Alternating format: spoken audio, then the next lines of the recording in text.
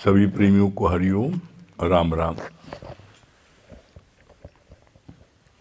हम लोग कितने भाग्यशाली हैं कि हम लोगों को रोज ब्रह्म ज्ञान, गीता ज्ञान सुनने को मिल रहा है।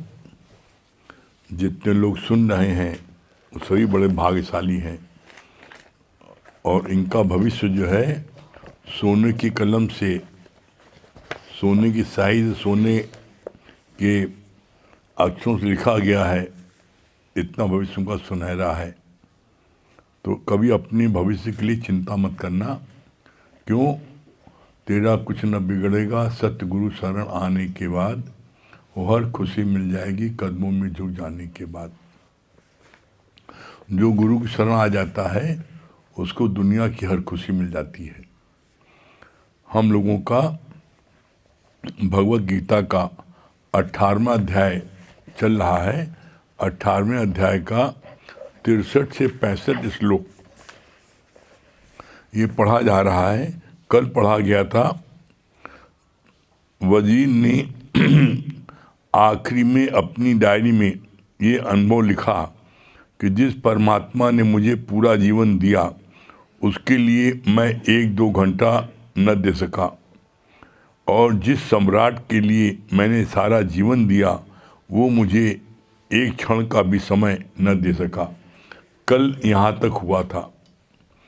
इसके लिए भगवान बोलते हैं कि ऐसा अनुभव लास्ट में तुम लोग न लिखना। इसके आगे क्या बोला भगवान ने? करना था सो न किया, पड़ियो लोभ मोह के फंद, नानक समय रम गए अब क्यों रोवत अंत। करना था सो न किया। क्या करना था? अपने ही घर से परमात्मा को प्रकट करना था। मनुष्य तन मिला था हमको इसलिए कि हम परमात्मा से मिलके एक हो जाएं।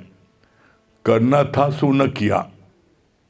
जो हमको करना था भगवान का भजन, सत्संग और अपने ही घर से उस ब्रह्म को प्रकट करके ब्रह्म में मिल जाना, ये हमें करना था।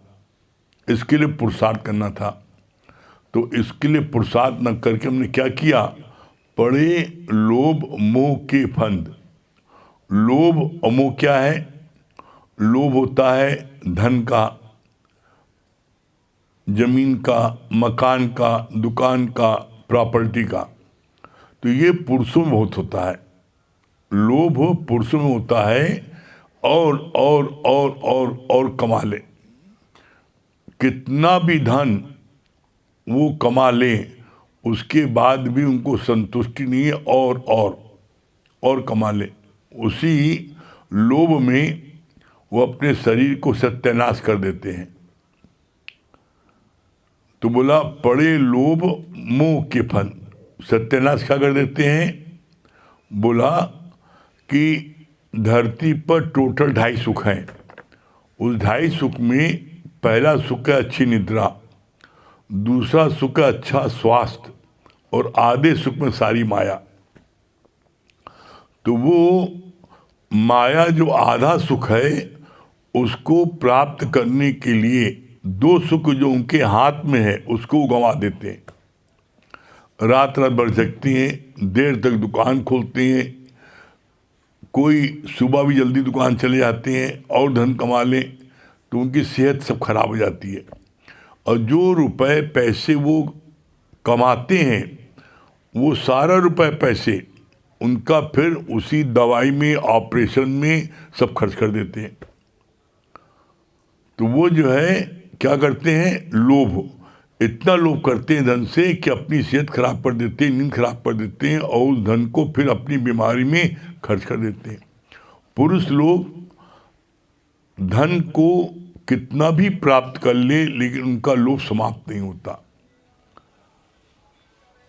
और मोह स्त्रियों में होता है। स्त्रियों में मोह 7 चमड़ी के अंदर होता है। और इसी तरीके से स्त्री लोग भी, महिलाएं अपने शरीर को एकदम सत्यानाश कर देती हैं मोह के कारण। मोह कारण क्या? बच्चे ने खाना खाया है, झूठा है, बासी हो गया है, छोड़ दिया है, नहीं नहीं कोई बात नहीं, हमारे बच्चे का प्रसाद है, खा लें। तुम्हारा पेट क्या डस्टबिन है क्या? कैसा भी बासी तिबासी झूठा मीठा है वो सब खा लेते हैं। बच्चे ने छोड़ दिया, सुबह खाना खाया छोड़ दिया, तो माँ ने उसको रात में खा लिया, बासी तिबासी खा लिया। तो वो मुंह में, बच्चे के मुंह में इतना अधिक वो नासमझी करती है कि वो अपने शरीर को चौपट कर लेती है। और महिलाओं का अधिकतर शरीर इसीलिए बहुत चौपट हो जाता है, खराब हो जाता है। अधिकतर महिलाओं को देखो आप, उनके जो है कोई न कोई उनको रोग व्याप्त रहता है। क्यों? एक तो घर के बाहर नहीं निकलती, दिन भर घर में रहती हैं, बस घर में चौका बासन, बच्चे को खिलाना पिलाना रात दिन, तो उनकी सेहत चौपट हो जाती है। और उस जितना उस समय उनको जो है अपने सत्संग भी देना चाहिए, ज्ञान भी देना चाहिए, वो न दे करके वो रात दिन बच्चे के मुंह में पागल रहती हैं, जिसके कारण से उनका शरीर चौपट जाता है। तो क्या बोला? करना था सो न कियो, करना था दोनों को, स्त्री पुरुष दोनों को करना था। अपनी ही अंदर परमात्मा जो पूरा पूरा है उसको प्रकट करना था। जैसे दूध में मक्खन प्रकट करना है, तो मक्खन प्रकट करने के लिए उसका एक प्रोसेस है, उसी तरीके से भगवान प्रकट करने का उसका एक प्रोसेस है कि आप नित्य सत्संग सुनो, लक्ष्मण रेखा के अंदर रहो, अपने अंदर से पांचों विकार, पांचों विषय, राग द्वेष निकाल दो, तो भगवान प्रकट हो जाएगा। इसका एक लाइन में गुरु ने जवाब दिया है। क्या दिया है? अपने मन की करो सफाई और तभी देगा प्रीतम दिखाई। तो हमने ये काम तो किया नहीं, पड़े लोभ मोह के फंद, नानक समय रम गए। रम गए मतलब क्या हुआ? सारी जिंदगी इनको दे दिया। पुरुषों ने सारी जिंदगी धन इकट्ठा करने में दे दिया, और महिलाओं ने सारी जिंदगी बच्चों को पाल पोस के बड़ा करने में दे दिया। अब क्यों रोबत अंत? अब जब बुढ़ापा आ गया, उठते बैठते नहीं मनता, कोई बच्चे पूछते नहीं, जो धन कमा कमा के रखा वो बाल बच्चे सब हड़प लेते हैं, और पिता को कोई इज्जत नहीं देते, मालिक बन जाते हैं, उनको एक एक पैसे के लिए तरसा देते हैं। तब उनके आंख आंसू निकलती है, क्या कर दिया मैंने, ये मैंने क्या किया। सारा जीवन लोभ में अमोह में नष्ट कर दिया। अब बुढ़ापा आ गया तो कुछ करते भी नहीं बनता, तो अब सिर्फ रोना ही रोना आता है। तो बोला इसके लिए तुमने साधु संतों का, गुरु का संग नहीं किया, इसलिए तुम्हारी दुर्दशा हुई। तो इसलिए बोला कि जो आज ये सुन रहे हैं, कम से कम वो तो चेत जाएं, वो तो होशियार हो जाएं। फिर आगे क्या बोला?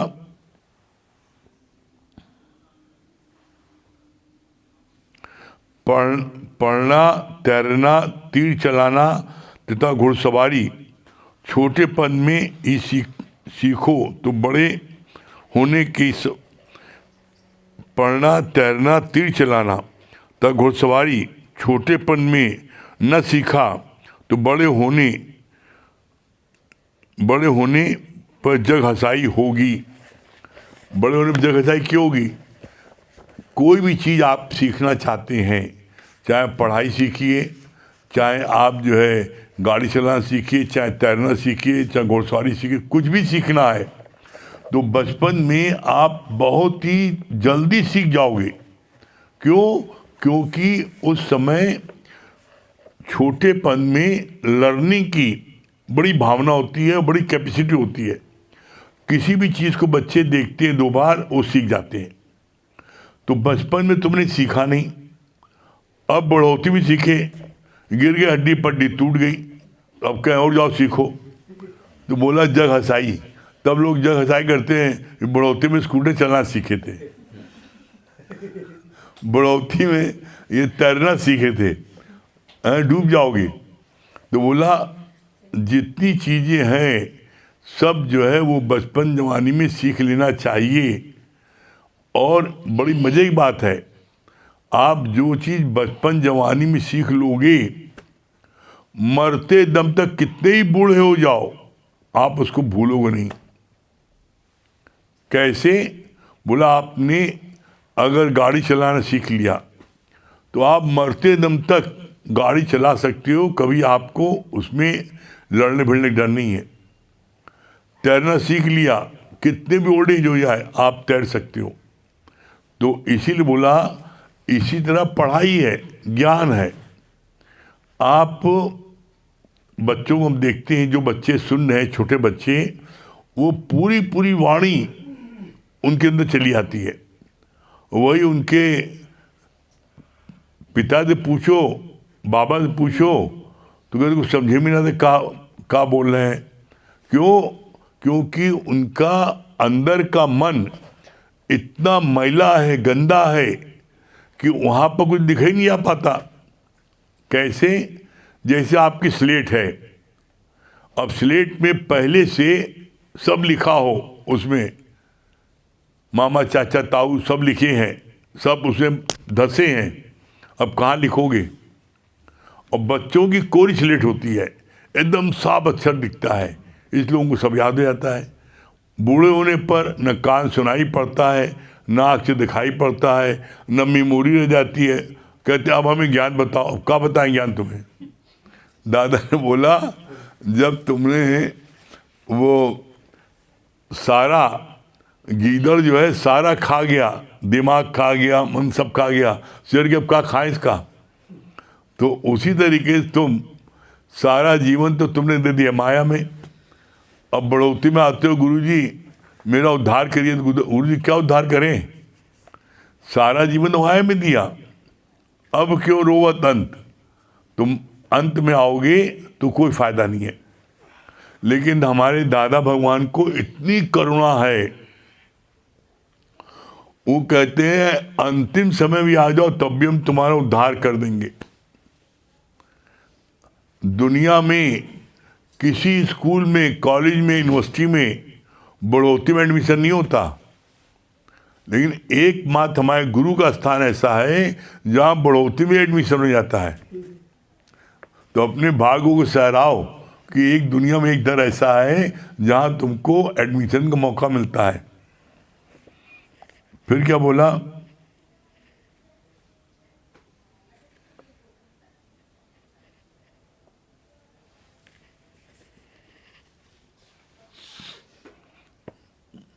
सारी दुनिया बिजी है अपने काम में, दूनी खातिर दिन गवाया, दूनी न चले साथ, पाए कुल्हाड़ा मारिया, गाफिल अपने हाथ।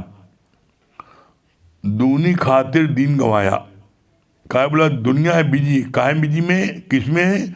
दूसरों के लिए दूनी खातिर दिन गवाया।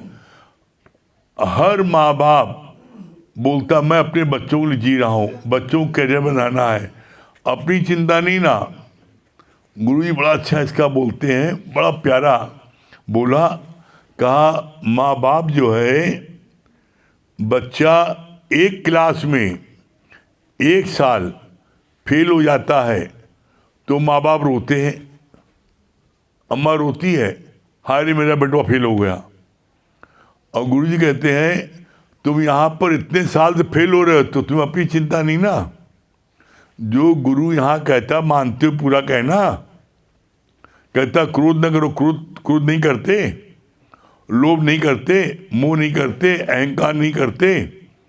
गुरु यहाँ रोज समझाता है और तुम यहाँ हर साल फेल होते हो तो अपने रोना नहीं आता। बच्चा 1 साल फेल हो गया तो उसके लिए फुट फुट के रो, हाय मेरा बच्चा फेल हो गया, 1 साल खराब हो गया। अरे तुम्हारा तो इतने साल से खराब हो रहा है। तो इसके लिए भगवान बहुत अच्छी बात बोलते हैं, अजो न कुछ बिगड़ो, अभी कुछ नहीं बिगड़ा है, अभी भी चेत जाओ। और चेत जाओ और अभी भी क्या है, अपना मन प्रभु में लगाओ। अगर लगाओगे तो निश्चित तुम्हारा उद्धार बढ़ोतरी में हो जाएगा। दादा बाबा ने कहा नहीं, कैसा भी नीच पापी अधर्मी कुकर्मी बदचलन मेरी शरण में आता है, मैं उसको कब्र से निकालकर मुक्त करता हूँ। अब आप समझ लो। हाँ, ये बात है जरूर, बढ़ोतरी में तुम आओगे तो तुम मुक्त हो जाओगे, लेकिन तुम किसी को मुक्त नहीं कर सकते। इसीलिए गुरुजी बच्चों को प्यार करते हैं, बच्चों को बड़ा प्रोत्साहन देते हैं। क्यों? क्योंकि बच्चों को यह ज्ञान समझ में आ गया तो बच्चे हजारों का उद्धार कर सकते हैं, हजारों को मुक्त कराएंगे, वो ज्ञान जाके बांटेंगे। तुम बढ़ोतरी में आके कब बांटोगे? तुम्हारा खुद ही पैर कांप रहा है, खड़े नहीं हो पा रहे हो, तो किसको जाके बताओगे? तो गुरु जी ने तरस करके उनको भी एडमिशन दे दिया कि ठीक है चलो इसका उद्धार हो जाए, लेकिन वो सिर्फ अपना उद्धार कर सकते हैं, वो किसी उद्धार नहीं कर सकते। इसी तरीके से गुरु जी ने साधु संतों के लिए बोला। साधु संत, जो बहुत से साधु संत हैं जो बड़े पहुँचे संत हैं और हिमालय गुफा में हैं और वो पूर्ण ब्रह्मज्ञानी हैं, अपना उद्धार कर लिया। बड़ा अच्छा गुरु जी बोला, अपना उद्धार कर लिया तो कौन सी तीर मार दी उन्होंने? अरे अपना उद्धार कर लिया तो कौन सी तीर मार दी उन्होंने? अपने लिए हर कोई जीता है, अपने लिए जिए तो क्या जिए। अरे ए दिल औरों के लिए जो दिए जमाना, वो ए दिल वो औरों के लिए दिए, वो अच्छा है, अपने लिए जिए। तब गुरु जी बोला, अगर आज प्रमला भगवान वो भी ज्ञान सुन करके अपना उद्धार करके हिमालय जाके बैठ जाते तो आज क्या हम सब यहाँ पर आ पाते? हम सब को ज्ञान मिलता? नहीं मिलता। हम सब उद्धार होता? नहीं होता। तो बोला, अपने जैसा किसी एक को जाके बनाना, तब पता लगता है, छठी दूध याद आ जाता है। और इसीलिए गुरु जी कहते हैं तुमको गुरु की कदर नहीं है। क्यों नहीं है? क्योंकि तुमने जैसे गुरु ने तुमको आज बनाया है वैसा तुम सिर्फ एक बना के दिखाओ, 9-11 नहीं बनाओ, सिर्फ एक बना दिखा दो। एक बना दो, गुरु कहते हैं तुम मेरा ऋण उतार दोगे। और एक बनाने में तुम देखोगे अपनी कार से उसके घर से सत्संग तक लेके आ रहे हो, कार से लेके आ रहे हो, स्कूटर से ले आ रहे हो, तब भी 7वें दिन भाग जाएगा। कोई मतलब जरूर है। अपनी कार जो घुमा रहा है स्कूटर, कोई मतलब जरूर है, भाग जाएगा, नहीं आएगा। फिर आप पुचकारोगे, फिर आप बुलाओगे, फिर 2 दिन आएगा, फिर भाग जाएगा। और फिर एक दिन ऐसा आएगा जब तुम उसके घर पर जाओगे तो दूर से देख लेगा, तुम भी देख लिया बारजे में खड़ा है, लेकिन जब घर पहुंचोगे तो उसकी बीवी बोलेगी हाई नहीं कहीं गए, चले गए, तुमसे मिल भी नहीं करेगा। तब पता लगता है कि तुम याद करो, तुम भी ऐसे नखरा करते थे। गुरु तुम्हारे पास भाग भाग के आता था, मनाता था, खुशामद करता था, कहता था, प्यार करता था, इतना प्यार करता था कि तुम जब बिना गुरु के रह नहीं पाए तब सत्संग आए। तो इसी तरीके से तुम भी अगले के आगे जा कर के झुको, मुड़ो, प्यार करो, तब वो आएगा। और जब एक को बनाओगे तो फिर उससे क्या होगा, तब पता लगेगा कि मेरे गुरु ने मेरे साथ कितनी मेहनत की है। फिर बहुत अच्छा बोला इसके लिए आगे भगवान ने,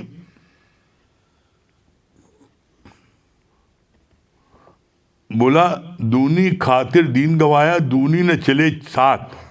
जिनके लिए तुम अपना समय नष्ट कर रहे हो वो कोई तुम्हारा साथ नहीं देंगे। द्रौपदी के 5 पति थे, साथ दिया?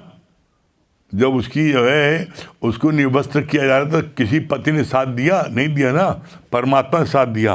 बोला पाए कुल्हाड़ा मारिया, गाफिल अपने हाथ। अपने हाथों जो अपने पैर में कुल्हाड़ा मार रहे हो, ये कुल्हाड़ा ही मारना हुआ, अपने हाथों से पैर में कुल्हाड़ा मार रहे हो और समझ नहीं पा रहे हो क्या कर रहे हैं। कालिदास की तरह जिस डाल बैठे वही काट रहे हो। जैसे कालिदास जो है वो इतने मूर्ख थे, जिस डाल बैठे वही काट रहे थे। तो कहीं क्या हो रहा है, क्या डाल काट रहे हैं? अरे क्या तुम भी धड़ाम से गिरोगे। तो उसी तरीके से यहाँ पर भी कितने ऐसे सत्संगी कितने ऐसे आते हैं जो गुरु का खाते हैं, पीते हैं, रहते हैं, सब कुछ करते हैं और फिर गुरु के ही थाली में छेद करते हैं। तो बोला इसके लिए कहाँ रखे जाओगे? मतलब वो इतने होशियार बनते हैं कि वो हर एक को अपनी तरक्की के लिए सीढ़ी समझते हैं। हमें हमें उन्नत करनी ना, इनको भी सीढ़ी बना ऊपर निकल जाए। तो ऊपर तो अरे परमात्मा तो ऊपर कौन सी जगह है, तुम कहाँ निकलोगे भाई? अरे गुरु तुम्हें परमात्मा बना रहा है, तुमको अपने समान बना रहा है, अब इससे ऊंचे कहाँ जाओगे? तो इस बात को अगर समझ लोगे तो फिर जो है तुम कभी भी दर छोड़ के भागोगे नहीं। आगे बोला, काम क्रोध लोभ वासनाओं में मनुष्य खुद को ही खोखला कर देता है। मनुष्य खोखला कैसे होता है? काम, अब तुम कामना में, विषय विकार में गिर रहे हो, तो जब विषय विकार में गिर रहे हो तुम्हारी चौपट नहीं होगी, हेल्थ। काम, फिर बोला क्रोध, क्रोध में तुम क्रोध कर तुम्हारा खून नहीं जलेगा। और क्रोध के लिए गुरु ने बड़ा अच्छा बोला, कहा ऐसा मजेदार है, क्रोध जो है आप जब करते हो तो क्या है, तुम अपना ही खून जलाते हो और जितने भी विकार हैं उन सारे विकारों में कुछ न कुछ समय सुख मिलता है, लेकिन क्रोध में तो क्षणिक सुख नहीं मिलता। आप देख लो, काम, आप जब काम भावना में गिरते हो तो आपको उसमें कुछ देर के लिए सुख मिलता है, बाद में नुकसान होता है। क्रोध, लोभ, आप लोभ करते हो कि हमें जो है इतना रुपए कमाना है, चाहे कमा पाओ चाहे न कमा पाओ, लेकिन वो मुंगेरी लाल के सपने देख के खुश तो होते हो, हाँ कमा लिया, गाड़ी आ गई, घोड़ा आ गया, घर कार खड़ी है, ड्राइवर खड़ा है, तो वो सोच के खुश तो होते हो।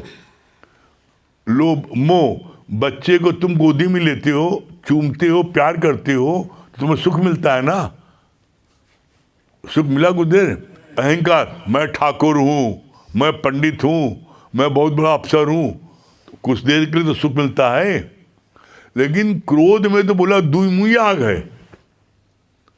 दुई आग कैसे है? क्रोध, बोला क्रोध जब तुम करते हो तो तुम खुद भी जलते हो और जिसको वो क्रोध करते हो उसको भी जलाते हो। कैसे? बोला जैसे पतीले में दूध है, अब पतीला भी गर्म होगा और दूध भी गर्म होगा, तो तुम जिसको वो क्रोध करोगे उसका भी खून जलाओगे और अपना भी खून जलाओगे। तो बोला, इसीलिए बोला क्रोध के लिए बोला है गुरु जी ने, क्रोधी व्यक्ति से हर कोई दूर भागता है।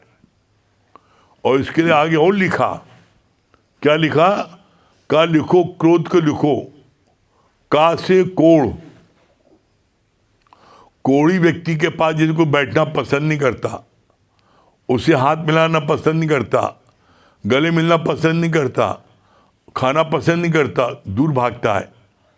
उसी तरीके से क्रोधी व्यक्ति से लोग दूर भागता है।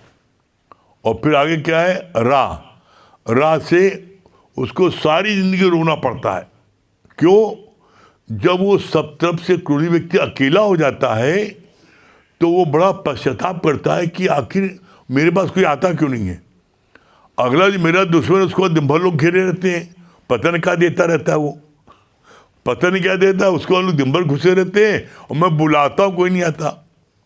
तो क्रोधी व्यक्ति पास कोई नहीं आता, सारी जिंदगी रोना पड़ता है।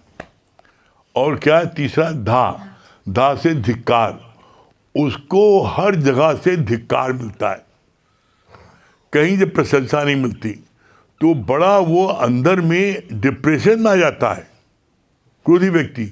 और आप देख लीजिए, क्रोधी व्यक्ति कभी भी कोई महान काम नहीं कर पाया। जिसका दिमाग शीतल है, शांत है, उन्हीं ने ही कोई ना कोई महान काम किया है। और जो क्रोधी व्यक्ति है उसने कोई काम अच्छा नहीं किया।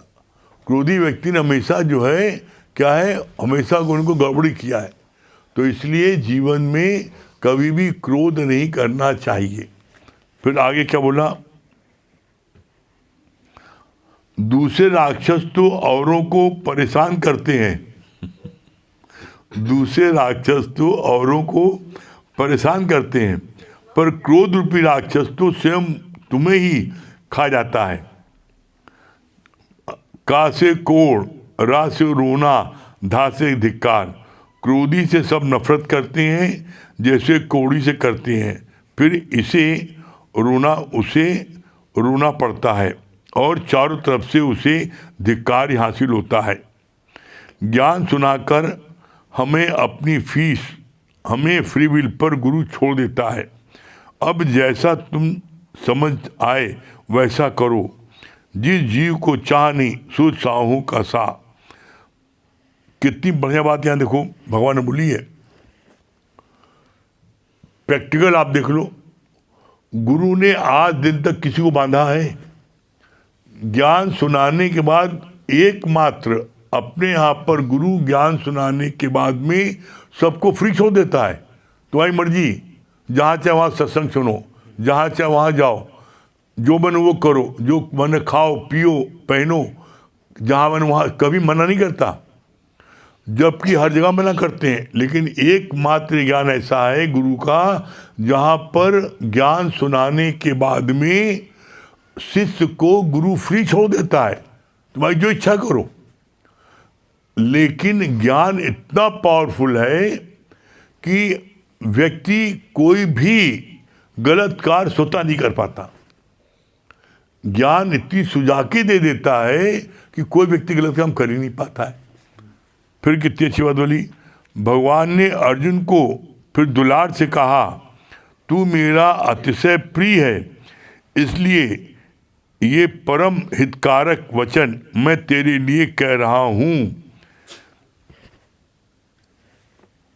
भगवान कृष्ण को अर्जुन से अतिशय प्रेम था। ये हर कोई बड़ी जल्दी देख लेता है, भगवान कृष्ण को अर्जुन से अतिशय प्रेम था।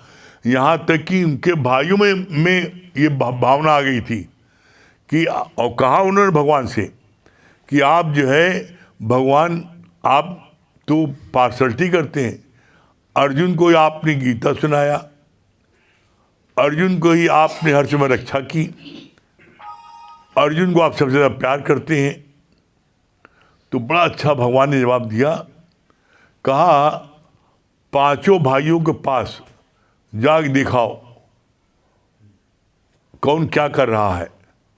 तो पांचों भाइयों को देखा तो भीम अपनी गदा चला रहा है, उसी में अपना दिखा रहा बल्ला कि देखो मेरा गदा देखो। चारों भाई किसी न किसी काम में अपने उलझे थे। जब अर्जुन के पास गए तो पता लगा अर्जुन के रोम रोम से बस कृष्ण कृष्ण कृष्ण निकल रहा था अर्जुन से। वो हर समय कृष्ण को ही जपता था, हर समय कृष्ण के ही ध्यान में रहता था। तो जब बोला नहीं, घड़ी जो विष्णु राम को तो ब्रह्म हत्या होए, तो कृष्ण ने अर्जुन को इसलिए अतिशय प्यार किया क्योंकि अर्जुन जो है वो कृष्ण को पूर्ण ब्रह्म मानता था। और इसकी पहचान है, जब चॉइस करने का युद्ध के समय मौका आया तो पहली चॉइस अर्जुन को मिली। और जब अर्जुन को बोला कृष्ण ने, एक तरफ मेरी अक्षौणी सेना है जिसको आज तक कोई हरा नहीं पाया, और दूसरी तरफ मैं अकेला निहत्ता हूँ, तुम्हें जो लेना है पहली चॉइस तुम्हारी है। कहा हमें से आप चाहोगे। दुर्योधन बड़ा खुश हुआ, कैसा मूर्ख है, देखो ग्वाले भी ले लिया। और डर रहा था कि अगर कि सेना मांग ली तो हम ग्वाले क्या करेंगे। लेकिन कृष्ण जानता था, कृष्ण को अर्जुन जानते थे कि ये पूर्ण ब्रह्म है, इसीलिए अर्जुन को कृष्ण से प्यार था और कृष्ण को अर्जुन से प्यार था।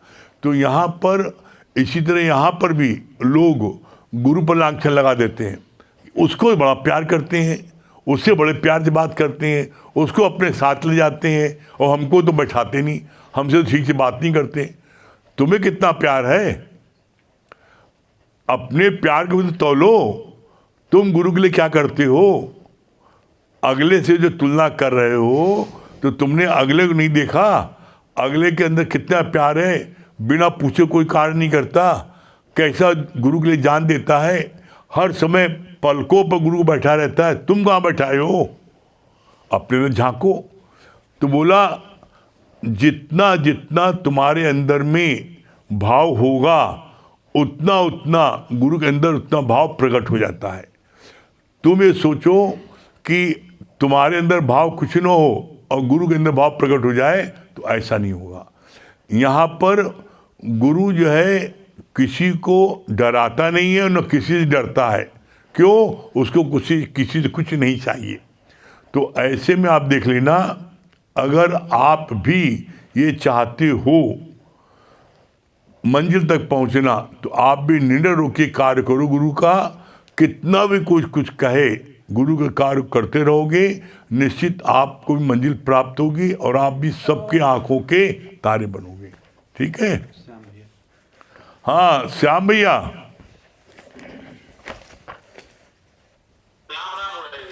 हाँ राम राम भैया, क्या बोल रहे हैं श्याम भैया? बहुत अच्छी बात बताई आपने। फंसे लोभ मोह के फन। लोभ और मोह ये एक ऐसा जंजाल है कि इसमें जो फंस गया वो निकल नहीं सकता। और लोभ आपने बताया कि अधिकतर पुरुषों में होता है और मोह स्त्रियों में होता है। अब जब बूढ़े हो जाते हैं तब सोचते हैं कि यार ये पैसा इतना कमा लिया है, क्या करें, कैसे करें, कहाँ रखें, किसका कैसे देखभाल करें। तो अब उनको पछतावा होता है कि क्या बताएं, शांति नहीं है, रात में नींद नहीं आती।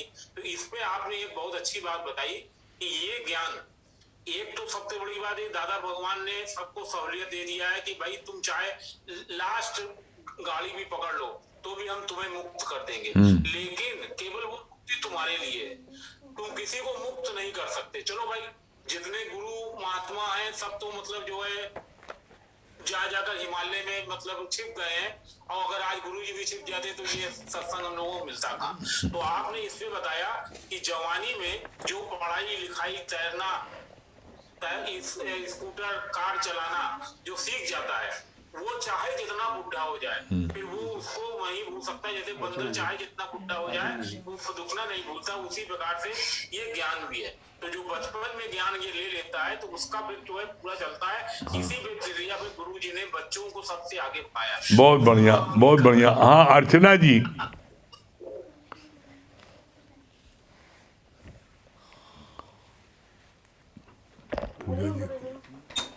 हरिओम, क्या बोल रही है अर्चना जी? हाँ आ रही आवाज, आ रही है। बहुत अच्छा लगा गुरुजी, जैसे कृष्ण भगवान अर्जुन को इसलिए अतिशय प्रेम करते थे क्योंकि वो कृष्ण भगवान को ब्रह्म मानते थे और जो भी कार्य करते उनसे पूछ कर करते थे। इसीलिए कृष्ण भगवान अर्जुन को मानते थे और अर्जुन कृष्ण भगवान को। इसी तरह से हम लोग गुरु के प्रति जितना ही भाव रखेंगे, जितना अच्छे से प्रेम करेंगे, तो गुरु भी उतना ही भाव रखेंगे। ये बात बहुत अच्छी है, बहुत सुंदर। हरिओम। विश्वकर्मा जी। विश्वकर्मा जी। हाँ विश्वकर्मा जी।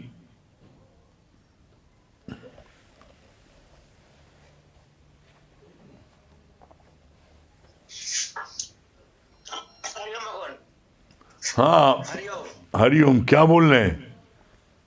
बहुत अच्छा आपने बताया कि तुम जितना गुड़ डालोगे उतना ही मीठा होगा। तुम जितना गुरु से प्रेम करोगे उतना ही गुरु तुमसे करेगा।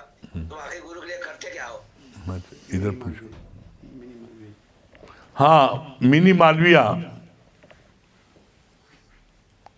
बस अब इधर पूछ लो।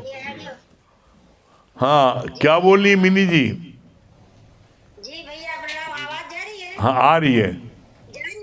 हाँ हाँ हरिओम, क्या बता रही हैं?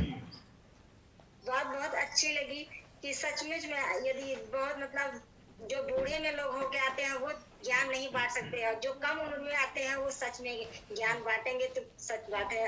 और आपके शरण में आने का तो हमने देख लिया कि सभी को बहुत अच्छा। उस दिन हमारे भाई लोग आपसे मिले थे, बहुत खुश है, और वो बेचारे सत्संग सुनना चाहते हैं तो वो लगाते हैं, उनका मिल ही नहीं पाता। कहते हैं कि हम लोग उनके लिए बहुत प्रयास करते हैं, पता नहीं क्यों लग ही नहीं पा रहा उन लोगों का। भैया वो लोग बहुत कोशिश करते हैं, लग ही नहीं पा रहा आपका सत्संग। हमने उनसे कहा अच्छा फिर से हम भैया से कहेंगे कि भैया इन लोग सुनना चाहते हैं, आप सबको बताया है हमने गांव में कि सब लोग सुनो, और भैया आएंगे एक दिन तुम लोग के घर भी।